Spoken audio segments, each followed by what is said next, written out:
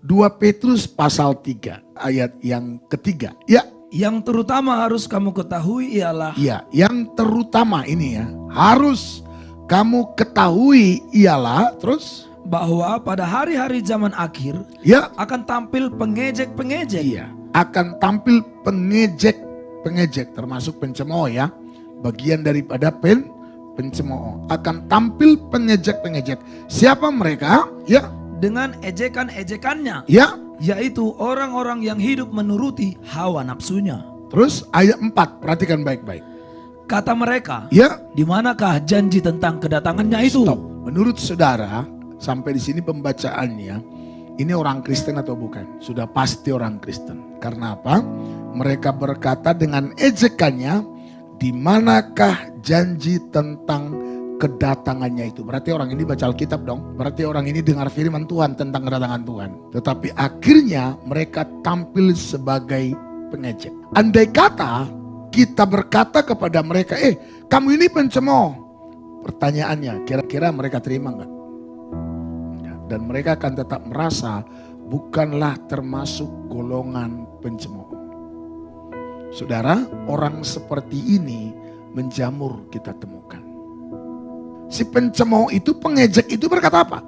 Di manakah janji tentang kedatangannya? Ini berbicara tentang keraguan atau meragukan janji Tuhan. Sudah tahu, kebanyakan orang Kristen kalau jujur, mereka adalah orang yang meragukan janji Tuhan. Dan itu kita lihat dalam contoh orang Israel yang keluar dari Mesir berjalan ke tanah Kanaan. Alkitab mencatat hanya Yosua dan Kaleb yang lahir di Mesir yang sampai ke Kanaan. Kenapa mereka tidak sampai ke Kanaan? Karena sama mereka tampil sebagai pencemooh. Mereka juga berkata kepada Musa, mana tanah perjanjian itu? Kita sudah berpuluh-puluh tahun di padang gurun ini. Mana apa yang Tuhan janjikan? Mana susu dan madunya? Bukankah juga sekarang ada banyak orang Kristen berkata demikian? Mana pemeliharaan Tuhan? Kalau Tuhan penyembuh yang ajaib, mengapa saya masih sakit sampai hari ini? Kalau Tuhan rela jadi miskin supaya kita jadi kaya, kenapa saya miskin terus? Haleluya. Shalom. Kalau Tuhan berkata tidak baik manusia sebagai seorang diri saja, tapi kenapa saya sampai jomblo lapuk? Haleluya. Haleluya. Dan mereka mulai mempertanyakan, mana janji Tuhan? Saudara, Tuhan bukanlah manusia yang berjanji tapi melupakan. Janji Tuhan adalah janji yang murni. Bahkan sampai 7 kali dibawa kepada peleburan tanah, tetap murni. Bahkan di saat tidak mungkin firman itu digenapi, justru disitulah firman itu menggenapi janjinya. Katakan haleluya. Haleluya.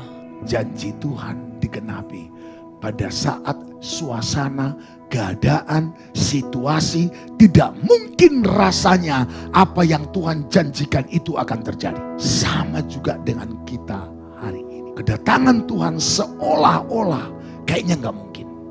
Masih lama ini, masih panjang ini. Gak mungkin lah Tuhan datang begini. Atau dari dulu juga udah dibilang datang kok. Tapi faktanya, buktinya gini-gini aja. Orang fasik tambah gemuk, tambah sehat, makin awet muda. Sementara orang benar cepat tua. Haleluya, haleluya. Miskin lagi menderita, dihujat, diolok. Haleluya. Shalom. Lalu akhirnya karena fakta dan kenyataan itu, kita mempertanyakan di manakah janji tentang apa? Kedatangannya itu. Ternyata itu adalah kata-kata ejekan dari pengejek-pengejek yang ada di tengah-tengah umat Tuhan. Jadi ternyata pencemooh itu adalah orang yang disebut sebagai umat Tuhan. Doa saya biar kita semua bebas dari virus ini.